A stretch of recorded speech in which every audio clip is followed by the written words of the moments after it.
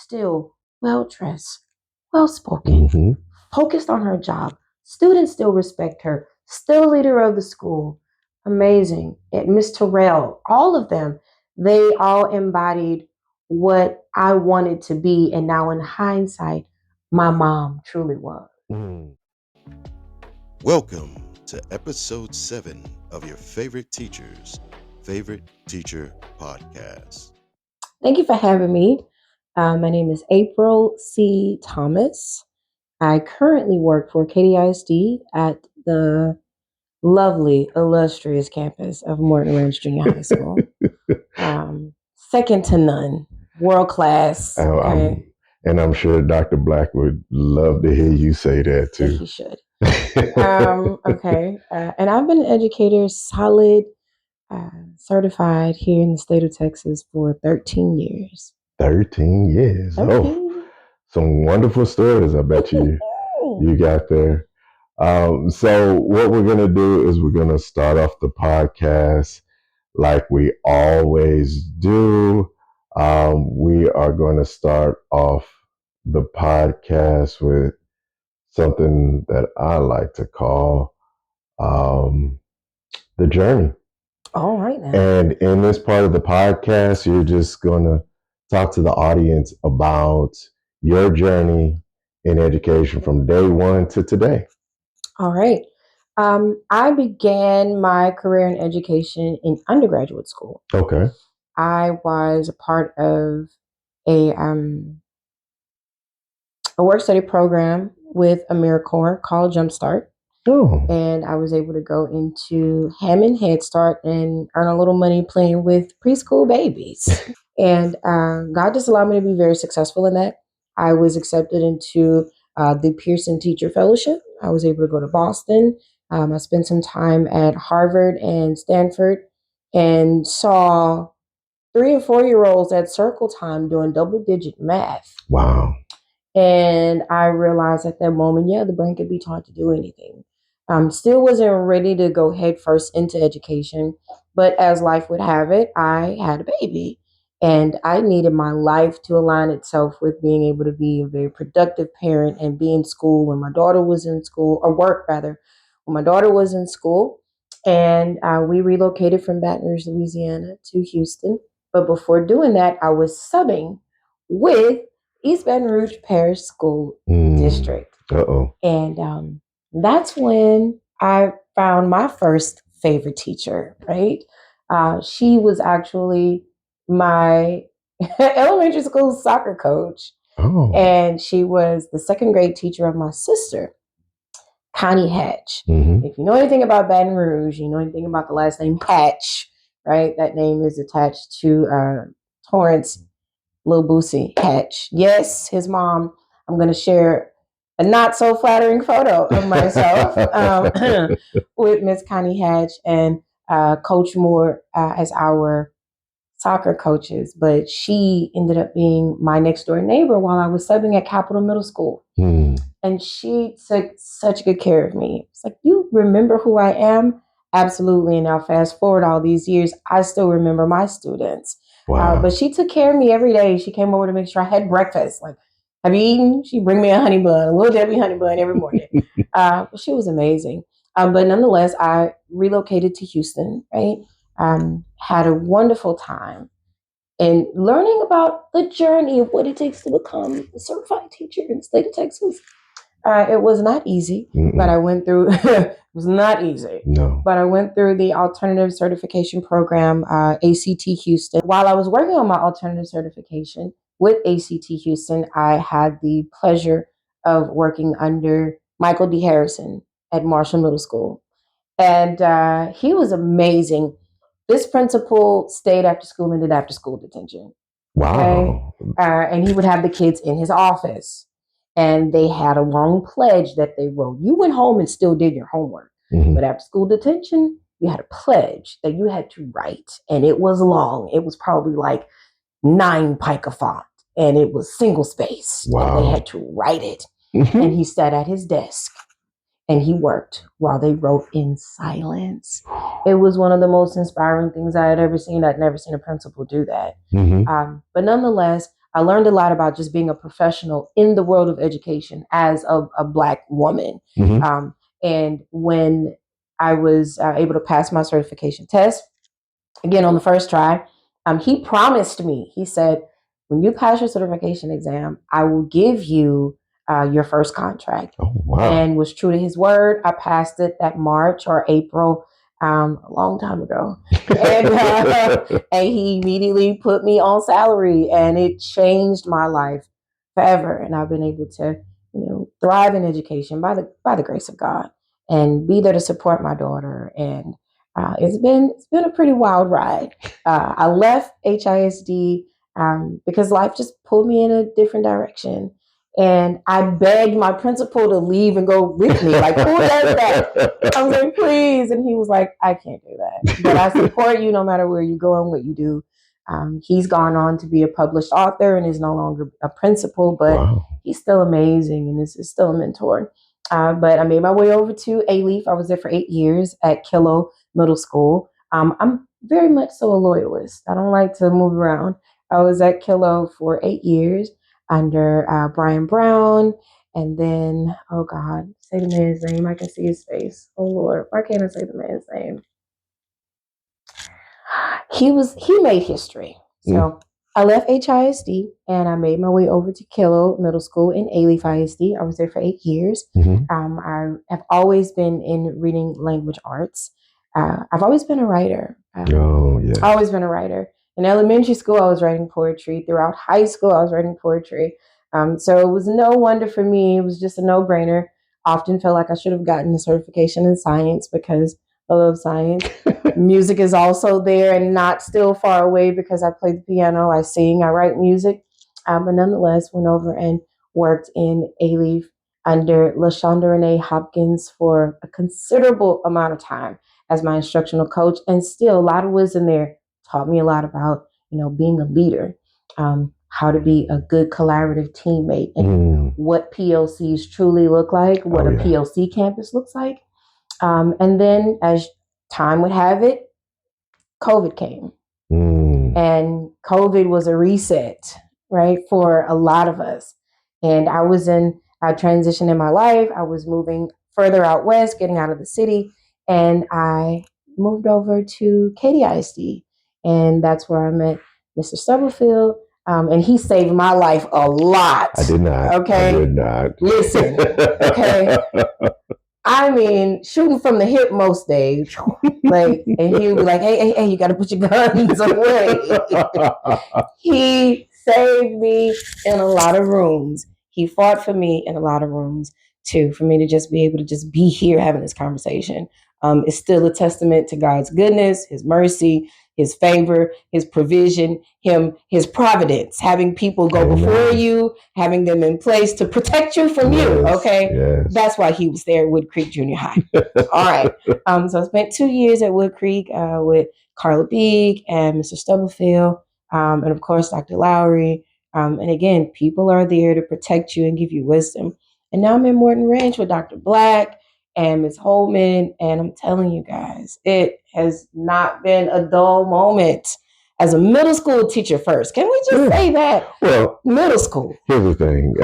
I think this has been the theme of this podcast so far. Middle school people, anybody that teaches middle school is a special kind of person because those middle school kids, they are totally different. They are babies who grow into bigger babies. Yeah. Because I heard a counselor share it like that, and I feel like it's a very good way to say that, right? They go from, being very emotional to being overly emotional. Yes. And they're just bigger, and their emotions are bigger, and what they say is bigger and louder. I mean, the language is more colorful.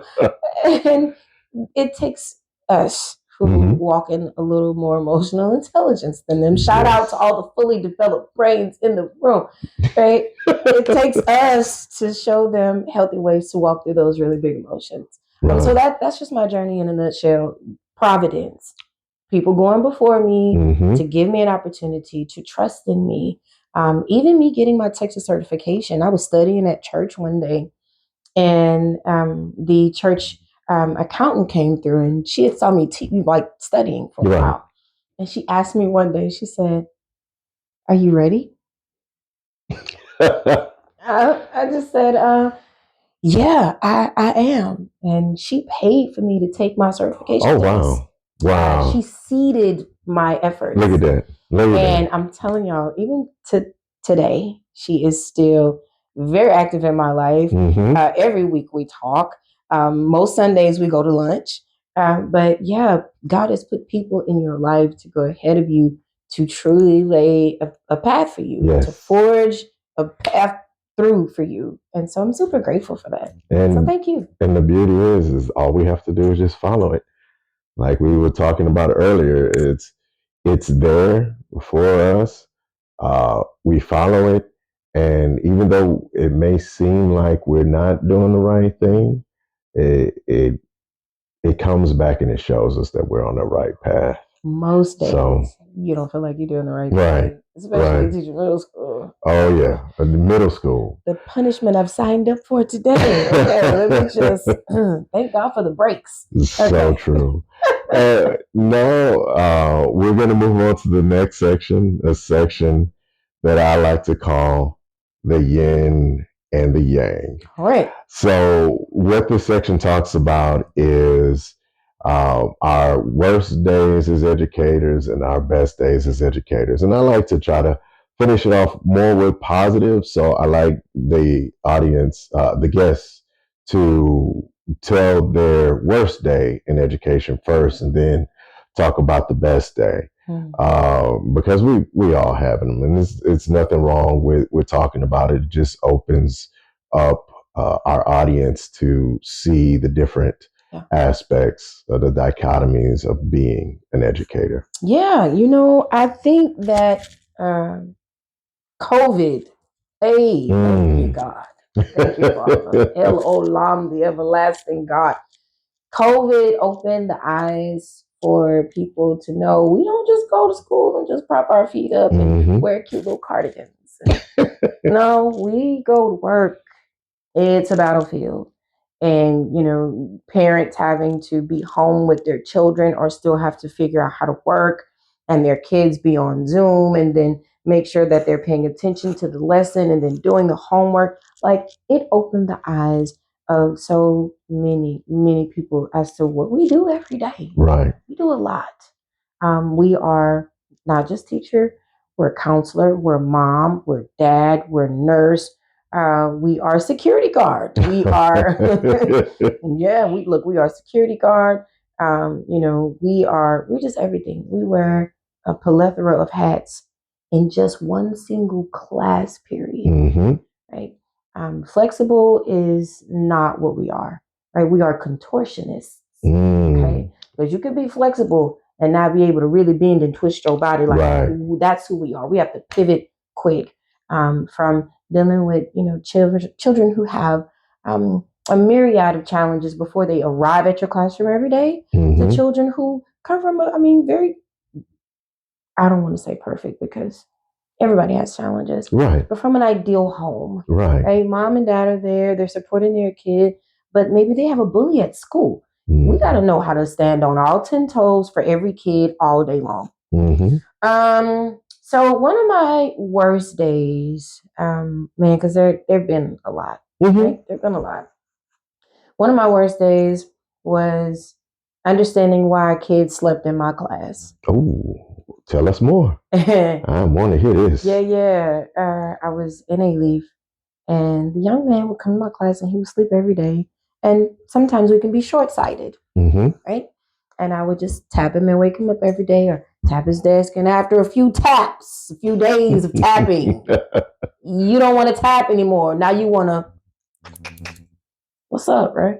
And so one day after class, he shared with me, I stay up at night. It took him a while to tell me. He stood there very silently for a little while, a little Asian kid. And he told me, he was like, I stay up at night to protect, my mom and my sister from my dad. Wow. Huh? So dad was an alcoholic. To the degree of terror and antagonistic behavior that could happen in the home or what's happening in the home. Because that was 2015, 2016 school year. So, of course, right, time has passed prayerfully, things have changed. But the degree of violence that child was seeing and experiencing in his home at that time, we can only imagine. Right. So I made a deal with him. You come to my classes and I will, and so this was pre-COVID, you feel me? The girl was doing asynchronous lessons, okay, before COVID. So she was ready, well poised for the madness that would show up in 2020. All right. So I would create the printed notes for him and I would do a little recording. We were using Flipgrid too at that time. Right. So I made lessons for him so he could stay up at night and do what he needed to do for his mom and for his sister and not fall behind in my class. Right. And he did. He asked me not to share, but I did share with the counselor and we did get some help for him. But I did my part. That was one of the worst days that I ever had as an educator. Yes. I had experienced some other stuff, right? I'm putting stuff up in the hallway and I had a kid grab my high parts. I experienced that. I have had, educators bully me, right? I have had principals bully me. Wow. I've experienced some things, but the main thing is the child. Right. And so all of the things that I experienced as an adult from, my colleagues, it pales in comparison to knowing that this defenseless child has hell at home. And I can't do anything about it. Well, and that's the part. It's the, I don't care if it is a quote unquote, what people call a bad teacher or an excellent teacher. Like, everybody's here to be there for their students. Yep. And to understand the innocence of a child and know that they have to go through that. Like, that tears at who you are as an individual, because at the end of the day, with the regulations and the rules that are in place, like, it hinders you on so much that you can do. I remember there was a young man, when parents don't give their kids names, it's baby boy, baby girl, the hospital assigns that. So I had a student that was his name, baby boy.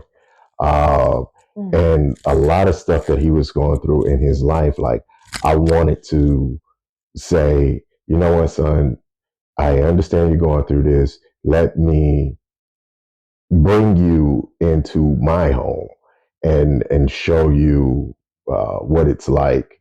But because of the laws and stuff that are in place, I can't do stuff like that. But to watch the young man go through what he was going through, not having food, sleeping on a park bench, stuff like that, it's hard. It's hard to watch that stuff. Those are really hard days for us as educators, and hopefully somebody will come up with something to ensure that we can help and do more than what we do. I had a teacher mentor, Angela Raines. Love her. Angela Raines over at Marshall Middle School, right? She taught me how to support them in a way where I would not get into much trouble, if any at all, right? So again, the wisdom.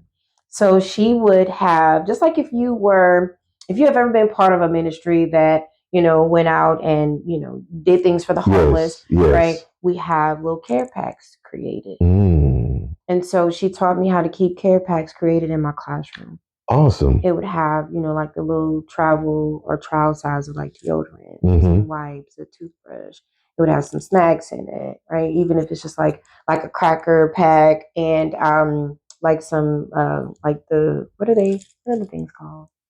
Like the little gummy fruit, the fruit snacks. Yeah. So I can't stand them. The kids love them, so that's why it's not readily available. Like, what is that thing called? Oh yeah, that.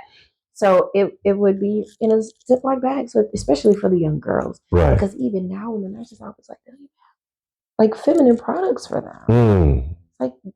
The need doesn't go away. Right. The need just grows every year. Right? Because when you look at the state of the family, right. When you look at the state of the constituent, that is what's coming into your school. That's what's coming into my classroom. I got to be concerned about the whole child.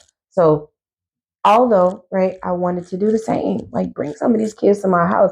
Like there was even one time, like the doctor was like, "You got to stop. You're on your way to having an ulcer." Yeah. You have to stop. Yeah. Because you cannot save them all. I don't care, April. You can want to all you want to, right? People in hell. Okay. Wise want. Yeah, they do. You want what you want.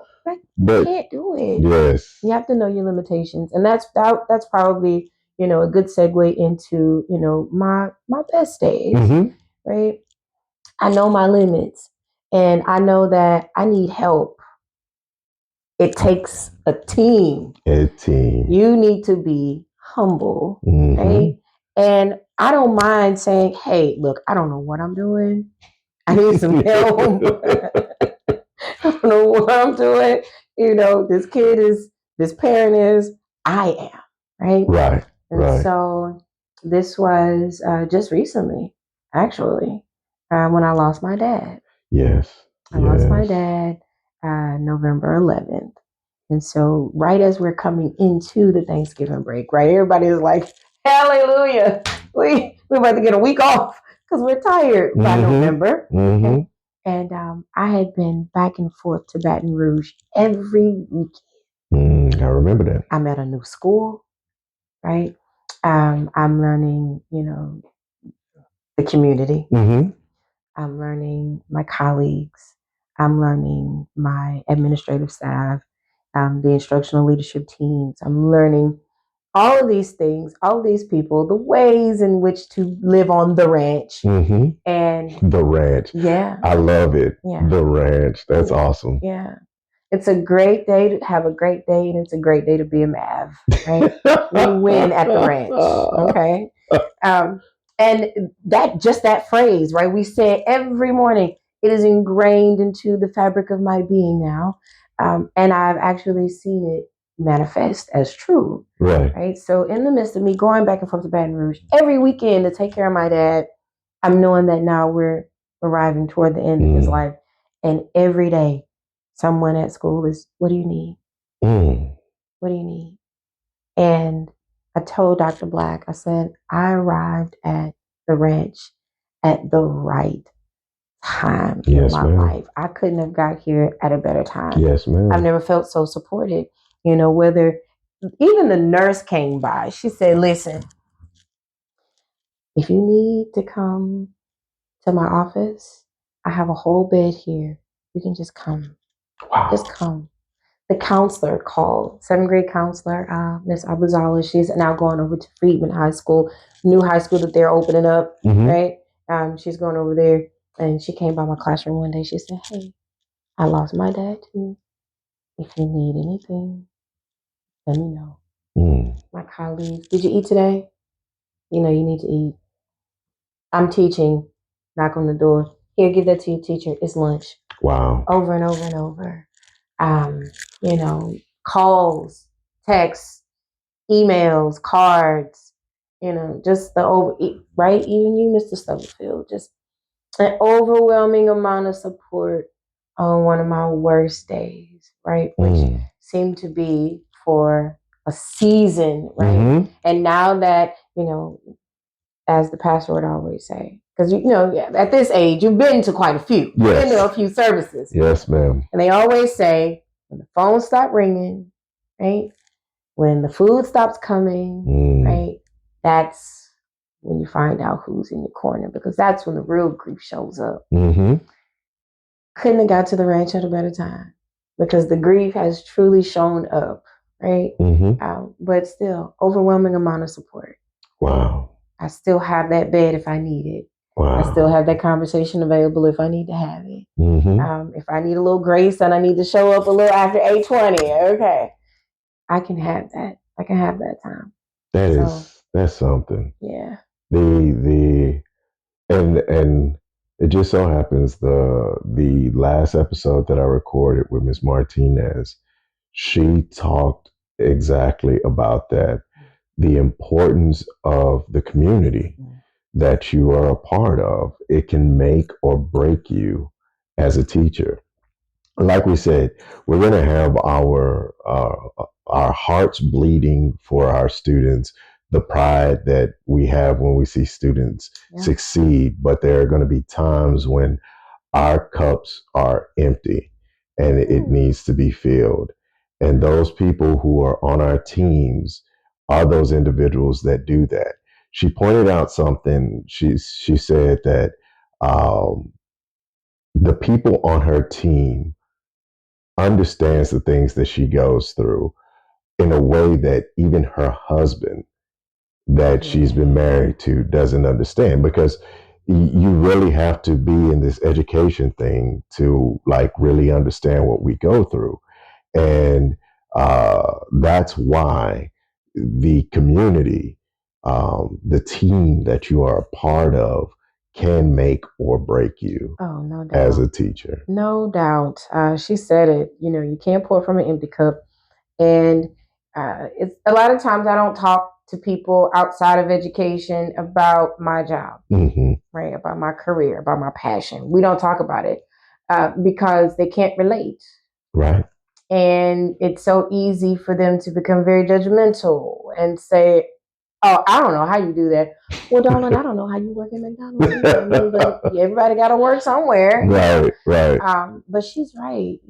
The people who surround you every day, they get it. They get you, and they know how to speak your language. Yes, ma'am. Right, just like the love languages quiz. They know how to speak your language, right?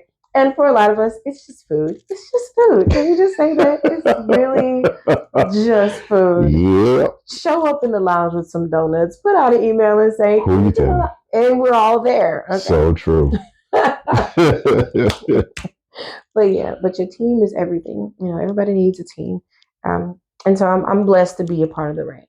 Yes. To be a rancher. I herd cats for a living. And like I said, when I found out that you were going over there, and what I've heard from that campus, I know you said it, but I feel like that was what you needed at that time, and it's part of that path that the Lord has put in front of you. Amen. And with that, we're coming to the next portion of the podcast, which is the namesake of the podcast, your favorite teacher's favorite teacher. Now, we already know that you are a bunch of kids' favorite teacher, but this is the thing.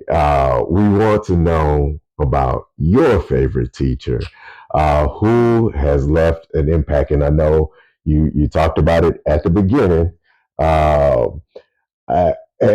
Explain to the audience why this teacher has impacted you so, and what it is about them that has left this lasting impression this many years later on you. All right. So there are two. Okay. Right? There are two. Every teacher leaves an imprint on your soul. Every teacher. And so we should not take it, or carry what we do as educators so carelessly, because we are leaving imprints on the souls of children. And they're never going to forget it. I remember the great ones, just like I remember the horrible, right? The deplorable. I remember them vividly. Right?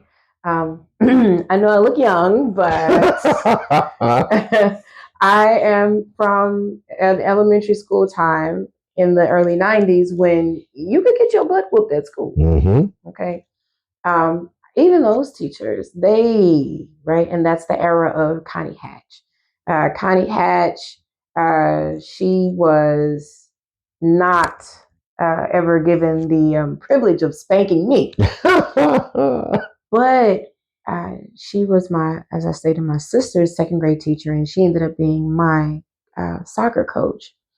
And the way that first she carried herself as a Black female was inspiring. My mom was a stay-at-home mom, and sometimes you can be real short-sighted, especially as a kid, because you don't know what you don't know until you find out you don't know.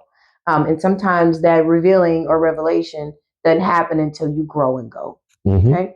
But mom was a stay-at-home mom, and I would go to school and I would see, Connie Hatch, and I would see Miss Henry, and I would see Miss Triggs, and I'm like, I want my mom to look like that too, right? And so I just naturally watched her. I stared at her. I listened to the way that she spoke. I listened to Miss Jack. I listened to the way that they talked to the other Black girls and Black boys. And I'm like, oh, I want all of that. I want to be all of that, because it was very blunt. It was very matter of fact, but it was encouraging and it was inspiring, and it was always a seed to remind you of who you are and not to sell yourself short. So to grow up and then be in education and still remember her, and not knowing that I was going to be next door to her, and she comes in the classroom, I was like, seriously? She was like, hey. I was like, oh my God, how are you? And I mean, it was just an amazing experience. But even then, still well dressed, well spoken, focused on her job. Students still respect her, still leader of the school. Amazing. And Miss Terrell, all of them, they all embodied what I wanted to be. And now in hindsight, my mom truly was. Right? Wow. So what, she didn't show up to someone's office or classroom, right, in a 3-piece suit and heels every day. She still spoke with power and purpose and planted seeds and modeled for us what you do with a little, you can make a whole lot. She raised all of her children well. All of us are very successful. And so I appreciate what I saw in Miss Hatch and so many others. Now knowing that I also saw in my mom, and that's why I love them, because I got it at home first. Yeah. I got it at home first. So it's easy to recognize. And the other, outside of mom and Miss Hatch, Miss Triggs, Miss Jack, Miss Henry, Miss Terrell, was a man. Was a man. Okay. Mr. Lumark Gully. Mr. Lumark Gully was my freshman year.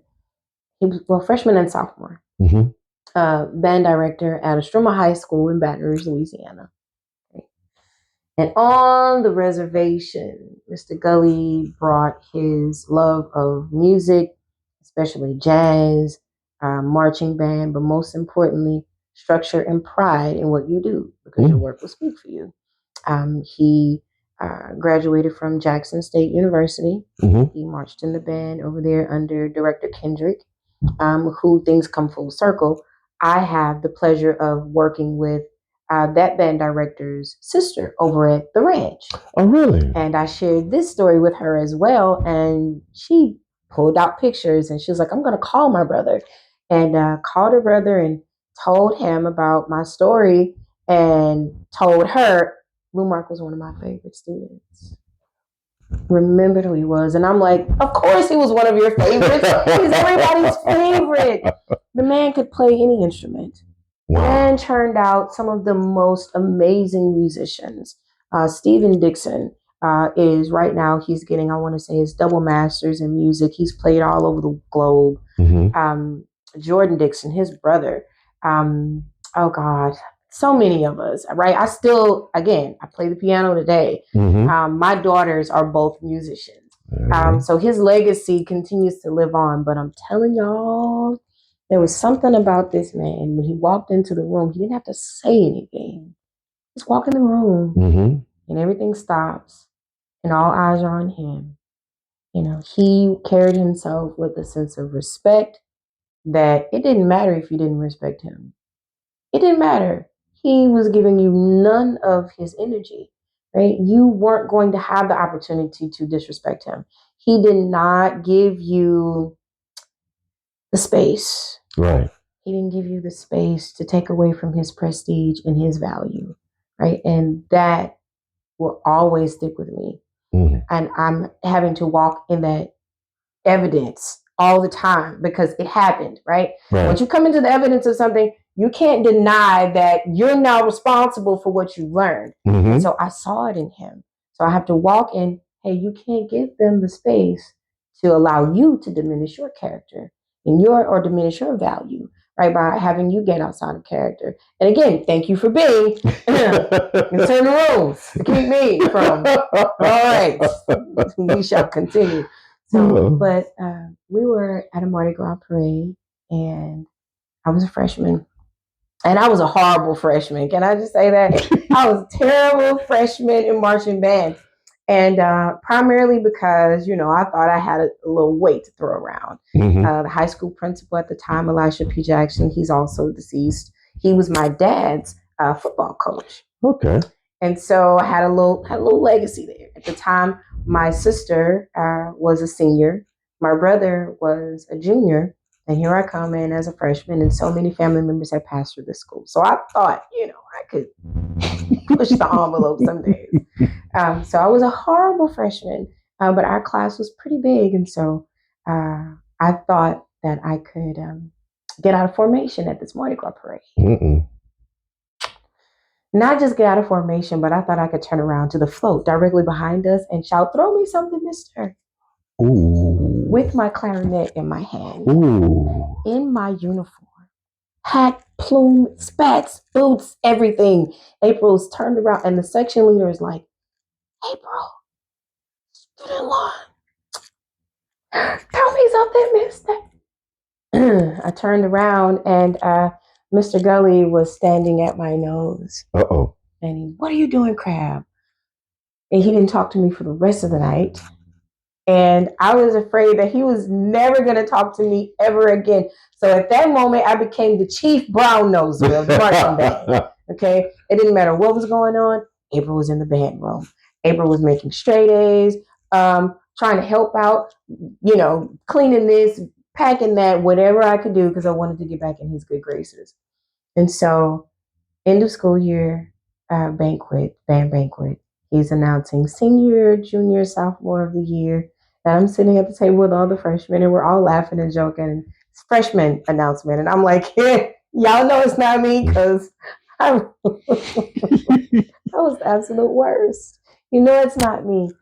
And he did call my name. Really? And everybody at the table was like, this one. And I think it's because he saw how I responded to correction. Mm-hmm. Everybody doesn't respond well to correction. Correction is either going to make you stand up and take accountability for what you did and make you face yourself and change, or it's going to make you cower and crawl into a hole and waste your time, waste your life. I mean, I think that's what it was. I think that he saw the way I responded to his correction, and he wanted to, encourage me. Wow. Because it's bigger than the award. I don't even know what that little ugly trophy is. But I remember what he did for my soul, right? He brought Jackson State, the sonic boom of the South. He brought them to my high school. Wow. I watched them perform on my high school football field. Wow. This was my sophomore year, so this would have been, this would have been 99, 2000. They played Southern University, right? Human Jukebox. Played them that year at home in Baton Rouge, and he asked Director Kendrick to bring the band to my high school. And I was just amazed and astonished that this very short, powerful man really had authority. He walked in that authority, and that encouraged me as well, to just understand authority. When you understand authority, you know how to walk in yours. And so therefore, in my classroom, when I correct and redirect, it's to encourage you to walk in strength and to walk in power and to walk in a higher sense of self. Right? We have to come up a little higher in our thinking. So yeah, those educators that I've had the pleasure of being with in my time as a student, they really shaped me on how to deal with children today because all the times have changed and culture is ever evolving. Who we are as people and the need for human interaction and for somebody to truly show us that they love us and care about us, Right. it's never going to go away. Yeah, that's never going to change ever. The fact that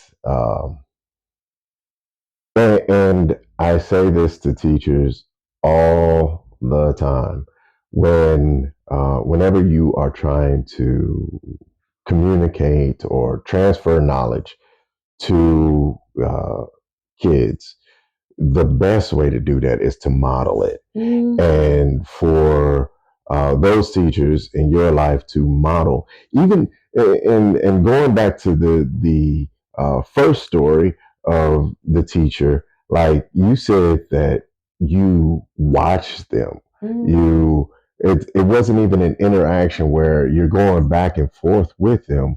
It's I see this thing or this person that I like, and just based on their presence and what they do, like I want to mimic that. Right? The highest form of flattery is imitation. And yeah, quite a blessing to see myself and hear myself saying things and like, she said that. And I have a student who was my 7th and 8th grade student at Kilo so many years ago. She's now an education major at Houston Christian University. Wow. And so she's like, I want to come over and hang out with you. I'm like, any day you got time to come over and hang out with me at the ranch, you are more than welcome to come, watch me lasso in these little, kitty cats every day because they do not listen. But yeah, I'm amazed at how they really made an indelible impression on my soul. I hear it and I see it in myself all the time. Yeah, it's I like to think that this podcast is just an homage to those individuals, because no matter who is on the other side of this camera, being the guest of this podcast, they're going to identify somebody in a way to say that I am who I am today because of that person. And we were having a conversation earlier today about Mr. Tompkins and the fact that a living legend, you know what I'm saying? And we don't give those people their flowers in the present. And hopefully, like with this podcast, we get teachers on to give the flowers to the teachers that made them who they are today. Because this profession in itself, my best friend, his mother is a teacher, and hopefully I'll get her on the podcast too. But these people don't even know some of the people that they've impacted. That was a powerful one. If I can jump in, go ahead. Dr. Rita Pearson. I watched her TED Talk. Yes. I had no idea she was from Houston. I was just amazed at watching her. And she said, kids don't learn from people they don't like. Yep. That never left me. She does not and will never know, right? Thank you, Father. But she'll never know from me directly out of my mouth, being able to sit across from her and tell her what you did for me, just saying that out loud. So when the kids vote me, favorite teacher, it's humbling because even Dr. Kylene Beers loved Dr. Beers, right? And she came and she, hosted the training. I was like, can you, like a young little groupie, can you please autograph my book? She autographed my book and we took a picture together. And she said, stop expecting for these kids to want to understand this text before it's relevant for them. Mm-hmm. It has to be relevant for them. Get to know your kids, Mm-hmm. right? Know what they're interested in, and then go into your education or whatever it is Right. you're facilitating your instruction. Don't bother yourself with, the framework so much. You got to be concerned with what you're trying to put into the framework. Exactly. You're concerned about the kid first. And yeah, spending time with Mr. Ober D. Tompkins. Listen, first of all, like I shared with you earlier, I looked at him like my dad. Mm-hmm. You know, I would celebrate him tomorrow all over again if given the opportunity for him to be, in my presence, for him to be willing, for him to, come and not share one time. Okay, he shared every lunch shift. Wow. With every teacher who came to the Soul Food Luncheon. Mm-hmm. He imparted wisdom. And in the introduction, I stated, while we celebrate African American history, across, the state and across the country, it would be a considerable disservice to ignore the history in our own backyard. Exactly. And I told him we're just grateful for you forging this path because you endured lots of things as a young Black man in a predominantly white school district that had a school for Blacks, right? Before, desegregation, all the Black kids went to one school and it was only first through eighth grade. I didn't know these things. He endured these things. Right. Right. And for him to share that with us, and to remind us of the privilege that we have to just be all together now in this melting pot, I don't take that for granted. Mm-hmm. And again, like you said, just being a living legend, he's still here. Yep. So it was grateful to be able, or rather, I'm grateful to have been able to give him his flowers on yesterday because truly worthy of them. Yes, that is a blessing because if you think about it, so many people are in this profession and this education profession may even pass away before knowing the impact that they have made. The seeds that they planted. Absolutely correct. And so even with my student Desiree, same thing. She responded to the correction. One day she was having a bad day. It was a bad day. And it was home. And we brought home to school as they do, right? Yes. They're emotionally unintelligent and mature. They don't know how to package it all. And even we don't most days, right? Yes. And so the bad day came to school and she was very, very, very disrespectful toward me. And this is not her. And I had to pull her out and we had to have a conversation.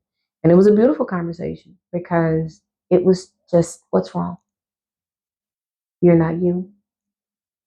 And before I let you get in trouble for disrespecting me, because that's what's going to happen, what's wrong? And she broke into tears, and we've been inseparable ever since. Right? Wow. And so now she wants to be a science teacher. Wow. Look at that. She wants to be a science teacher. I can't shake her. She's like, what are you doing this summer? But I love her so much, right? And I thank God for allowing me to be able to see the seeds that I planted because everybody's not going to get to see it. No, ma'am. Right? It reminds me of the 10 lepers that got cleansed. One came back. One came back. The other 9, they were Jewish. The one that came back was a Samaritan. Right? So I correlate that rather to, it being 9 Black kids that I imparted wisdom to, 9 Black kids that I helped, 9 Black kids that I gave grace to. But one was courageous enough to come back and say thank you. Not even Black, but Hispanic girl. And I love her so much. I just love her so much. So I thank God for allowing me to see the seeds that I planted be watered and to, be able to see the harvest. It's a beautiful thing. Yes, it is. Now, we are going to transition into the next portion of the podcast, the part that I like to call a word or a phrase. A trigger is what he's saying. Well, it's the last section of the podcast, and I tried to find one that relates to the guests themselves. And we spoke earlier. There's so many things we can address. But I think we settled on talking about parents. And I think that this is extremely timely because there is, matter of fact, there is a meme out. I don't know if you've seen this meme or not, and it has like parents in the 80s versus parents in the 2020s, and like it's a cartoon where there's a parent teacher conference and the parents are looking at the kid and like why are you doing this, and getting on the kid for not doing what they're supposed to do in class. And there's the same exact image for the 2020s. And instead of the parents getting on the kid, the parents getting on the teacher saying, why are you doing this? So like there's this shift of mindset of parents from back in the days when we were coming up to now. The parents are actually getting on to the teachers and asking the teachers, why aren't you doing X, Y, and Z? And so you picking this word parents, I think it's great. I think there's going to be you're going to have a great talk about your thoughts about parents, because there is a major change in what's going on with the relationship between teachers and parents today. So I'll shut up and I'll let you talk about your feelings about teachers and parents. I will do my best to make it short.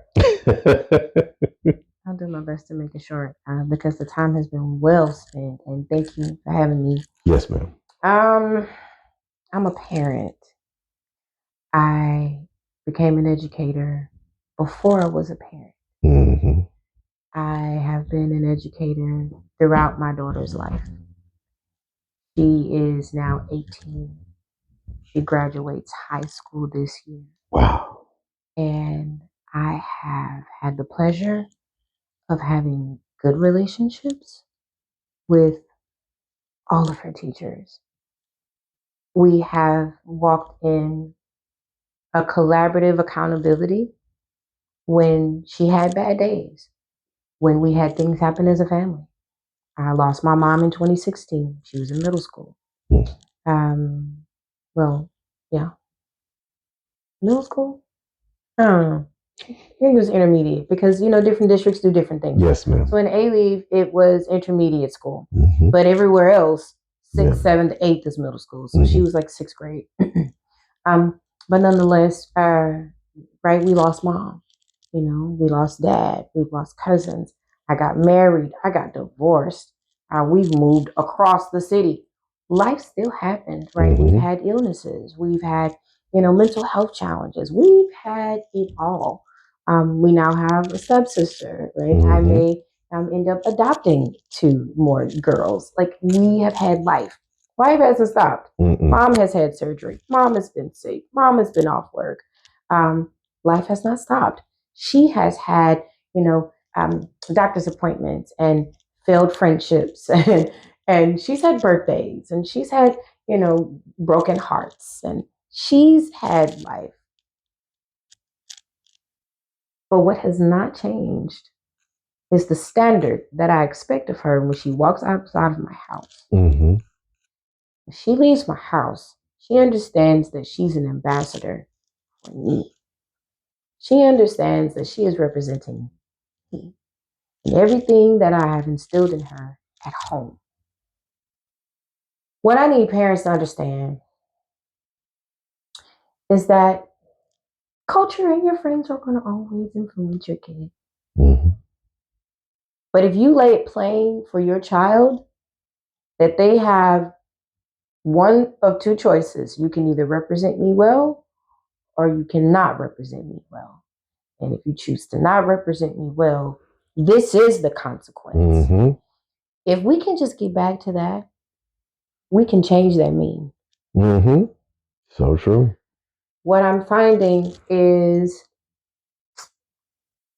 the brokenness of the family, the brokenness of the mindset of what family is, the lack of family values, the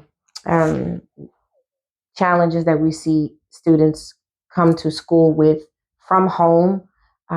It starts with the individual having unresolved traumas, not getting the help that they need, not taking out the time to do the hard things, not responding well to correction. We cannot expect our children to do something, be something, walk in the understanding of something that they don't see. Mm-hmm. And that is not the standard.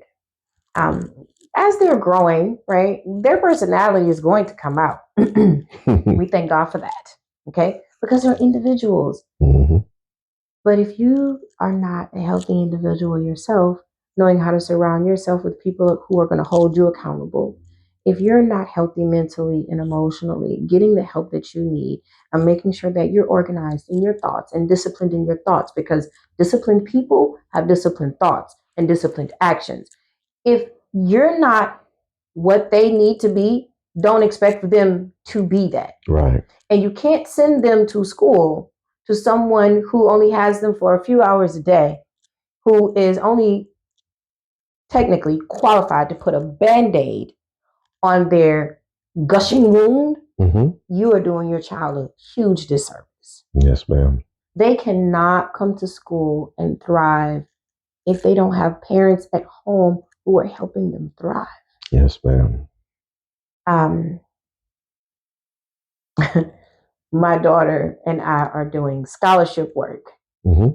And every school year, there is a focus, right? And so this year as a senior, right, it's all scholarship work. Mm-hmm. And one day I came home and she's like, I'm already doing it. You don't have to bother me. I'm good. Praise the Lord. But I can look back, right, during her time in middle school. I come home, I'm already doing it.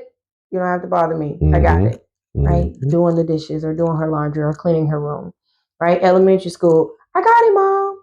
What was she doing? She was pulling her clothes out for school. Wow. Which is a practice that I got from my dad. Mm-hmm. I watched my dad's, going back to that modeling, right? Because behavior is learned. Yes, it is. Please understand that your children coming to school demonstrating for us just how emotionally unintelligent they are. They are learning how to walk in that from someone at home. Mm-hmm. Okay. The vaping, the drinking, the drugging, the sexually explicit behaviors, the content on their phones. These are things that they are seeing and experiencing outside of school. It comes to school. Mm-hmm. It doesn't happen at school. It comes to school. Yes, I ma'am. need parents to understand that. Who you are does not stop at your front door. It's coming out when you walk out. Mm-hmm. But I watched my dad walk out the house every morning, somewhere to the tune of 5:30, 6 a.m. And every morning before he left, I saw him pull his clothes out the night before. He'd wake up, brush his teeth, he'd put his clothes on, he'd kiss my mom. Sometimes I get a little peck if I was up, not just peeking around the corner watching him. Mm-hmm. And he would go on to work. But I picked up his habits. I still pull my clothes out the night before. Doesn't matter what I have to do the next day. Mm-hmm. My clothes are pulled out the night before. My daughters now do the same thing. Wow. I pack my lunch early in the morning, right? They get up, they brush their teeth, they go downstairs, and they prepare their lunch for school. Behavior is learned. So if you want your child to walk in a certain behavior, you got to model it first. Wow. Do not put that burden of responsibility on somebody in the culture. Don't put it on Cardi B. Don't put it on teachers. Please. Don't put it on social media. Right. Your technology is not a replacement for your parenting. Right. Take the phone out of their hand. Find out what's going on in their heads. Mm-hmm. Find out just how much influence you've allowed your child to sit under that was not yours. Find out what they're thinking. Find out what they're doing. And there are those of us who are in your community who will help you have hard conversations. Mm-hmm. But we are by no means a replacement for you. Mm-mm. Not at all. So we want to see your child thrive beyond the classroom. But like my dad would always say, somebody got to be at the gas station to take your money. You want so who you want to be? Which side of the counter you want to be on for 8 to 10 hours a day? Mm-hmm. Yeah. And it's still true today. The only thing is that we're seeing a new revolution, right? Mm-hmm. Just like we had the Industrial Revolution, we're seeing the artificial intelligence revolution. Oh, this is gonna be fun. It is here. Mm-hmm. And so the labor gigs that, people could just kind of be a part of because, we just really didn't take our time seriously as, students. And, I was there. I kind of messed off a little bit in school. Mm-hmm. And God gave me another chance. He did. He gave me another chance. But those jobs are disappearing. They are. Okay. Just watched a video of a fully automated McDonald's. I worked for McDonald's when I was in high school. And a lot of French fries during that time. That is going away. It was fully automated. It's so true. We went to a conference at Kalahari, and the first thing that I saw was these kiosks to check people in, and I pulled one of the people to the side and asked them. I was like, well, since you guys got these kiosks, I noticed it's like not a lot of people behind the counter. He's like, yeah, since we got the kiosks, like it cuts down how many people are going to be working behind the desk. And it's like, yeah, and the advent of AI and this machinery, it's going to do away with a lot of positions. Correct, because the labor side of those positions will no longer be there, right? You need a different type of skill. You need machine learning. You need to understand cloud-based computing. You need to have those STEM skills. And I'm sorry, I forget about this mic.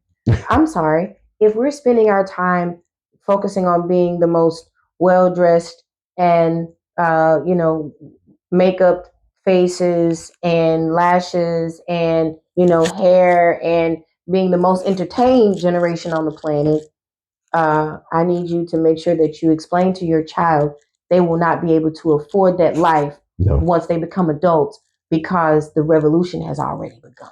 Right.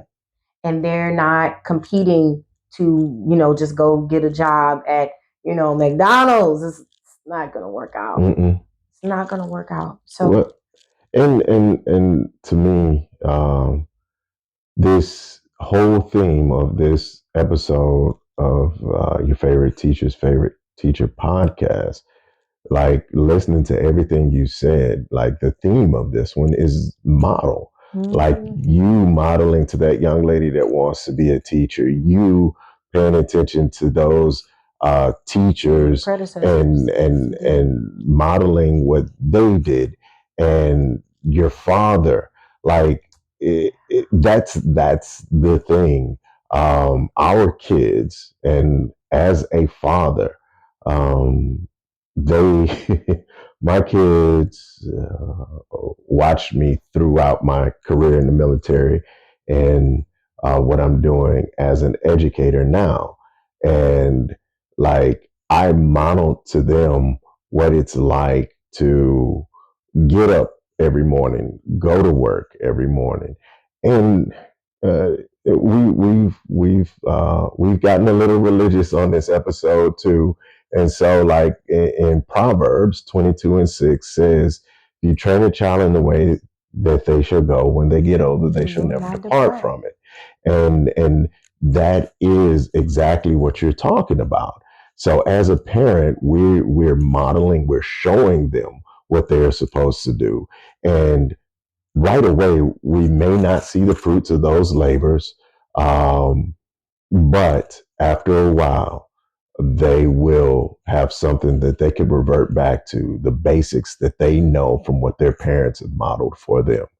And what you were saying to parents, I would like to add on to that to say, like, I was having a conversation with a teacher the other day as well, who said, I'm constantly doing this with the students.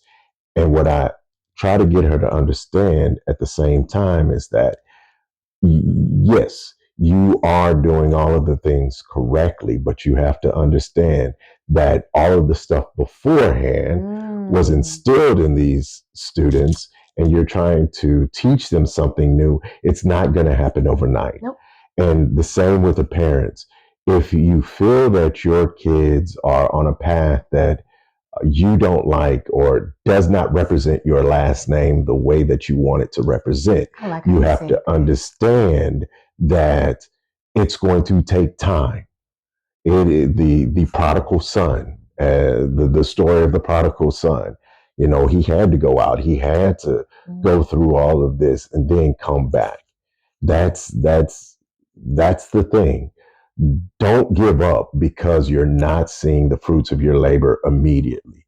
I understand we are an instantaneous society, but time, that time is going to be the difference maker.